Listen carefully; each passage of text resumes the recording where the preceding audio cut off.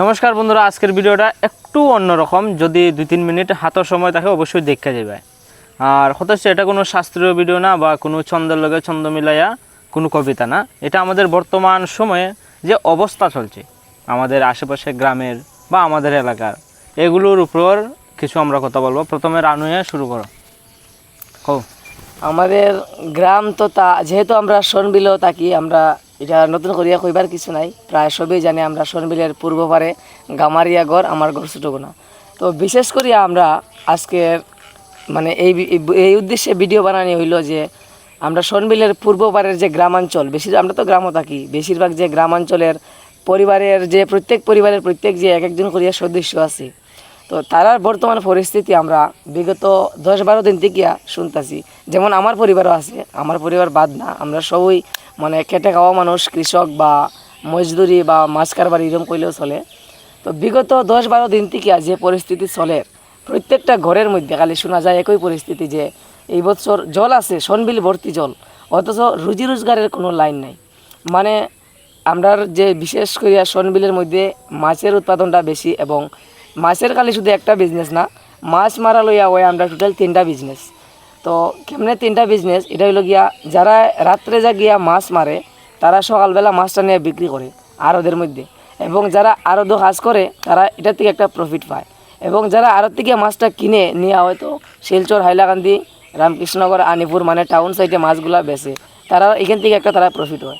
তো এটা লাগিয়ে কইছি যে আমরা এই মাছ লই আমরা 3টা বিজনেস। তো বর্তমান সময়ে আজকে 10-12 দিন হয়ে যায় আমরা একই কথা শুনতেছি, আমার ঘর বা আমার লাগা যে আছে গ্রামের প্রত্যেকটা ঘর শুনতেছি খালি কীরকম খাইতাম, কীরকম বাঁচতাম। মানে লকডাউনের মধ্যেও আমরা এরকম কথা মানে খুব কম শুনছি বলতে কি তা, লকডাউনে যদি একজনে কইছে যে অবস্থা খুবই খারাপ, তখন কিন্তু মানা গেছে যে কাজকর্মের কোনো লাইন নাই, সব দিকে বন্ধ।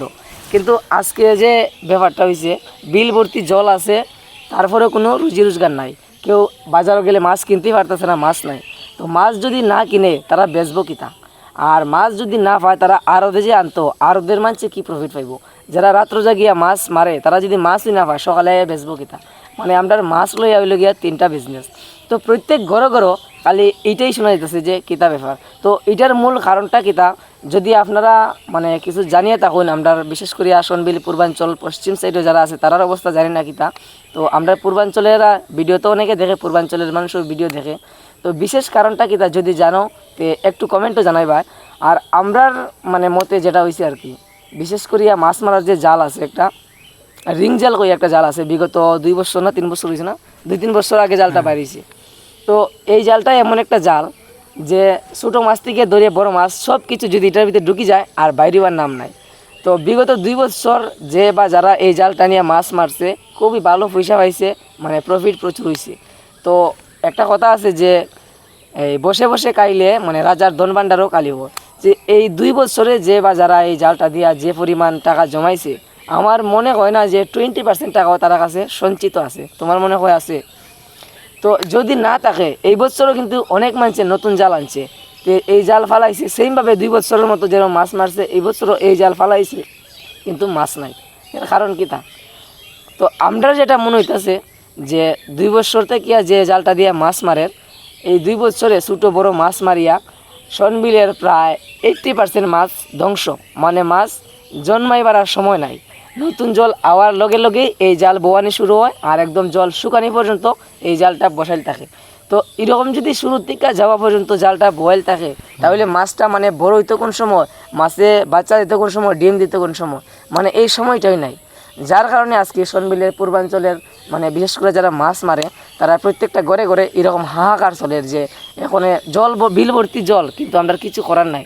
তো এটাই আমরা আজকে ভিডিওর মধ্যে কইতে চাই, মানে বর্তমান যে পরিস্থিতিটা এটাই মানে কোয়ার লাগিয়া ভিডিওটা, কোনো ছন্দ না, জাস্ট একটু মানে আমরা অবস্থাটা কইলাম। তো জানি না আপনাদের অবস্থা কীরকম, একটু কমেন্টে জানাইবা। আর বর্তমান পরিস্থিতি যে আমরা যেটা কইছি যদি এটাই হয়ে থাকে তাহলে অবশ্যই একটু কমেন্টে জানাইবা। আজকের ভিডিও এখানেই শেষ।